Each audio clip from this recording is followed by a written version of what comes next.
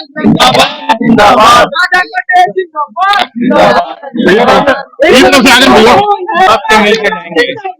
जिंदाबाद जिंदाबाद जिंदाबाद जिंदाबाद। किसी का टोकन नहीं कटा है, किसी का टोकन कट गया है, फिर भी नहीं खरीद रहे हैं। और ये एक दो किसान की बात नहीं है, सैकड़ों हजारों किसान की बात है।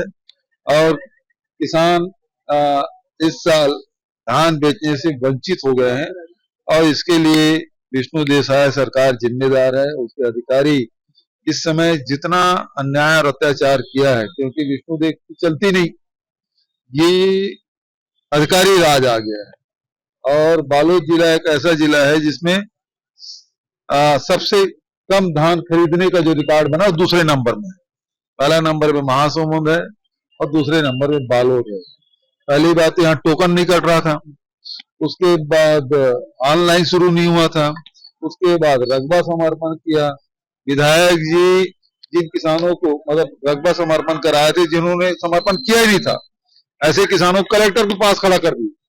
इन्होंने समर्पण नहीं किया, लेकिन अब वो वापस भी हुआ तो उसका धान नहीं बिका। अभी स्थिति ये बालोद में कुमारी बाई साहू जो पूर्व विधायक है, वो खुद ही सोसाइटी में धान संग्रहण केंद्र में, धान खरीदी केंद्र में 200 कट्टा धान लेके बैठी हुई है। जब भाजपा के पूर्व विधायक की स्थिति ये है, जबकि उसके पति भी पहले विधायक थे स्वर्गीय मदन लाल जी, और उनका धान भी नहीं बिका, तो बचा सामान्य किसानों की क्या स्थिति। और दूसरी बात यह है, किसानों के 11 में जाके फोटोग्राफी हुई, उसके खेत में फोटोग्राफी हुई।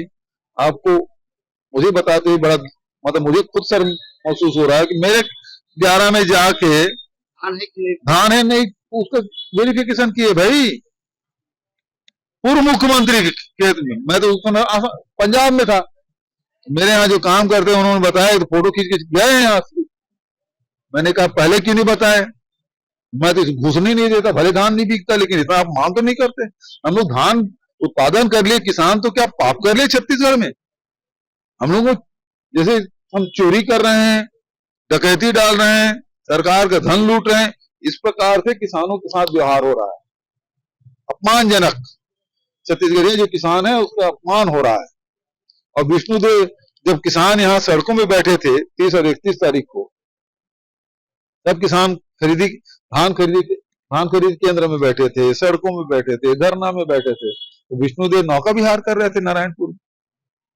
उनको मजा आ रहा था। किसान तकलीफ में है, रात भर जाग रहे हैं।